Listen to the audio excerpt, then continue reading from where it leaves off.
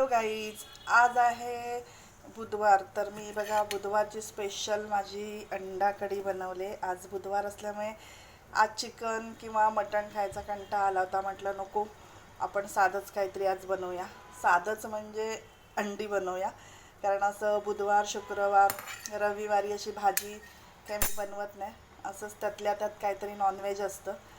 तर आज मी बघा अंडा कढी इथे बनवले.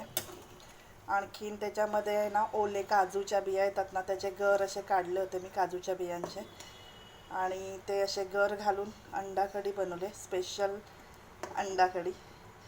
तर हे बघा काजूचे असे गर हे सोलून मी काजूच्या बियांचे गर ह्याच्यामध्ये घातले, कारण त्यामुळे रश्श्याला फार भन्नाट अशी चव येते.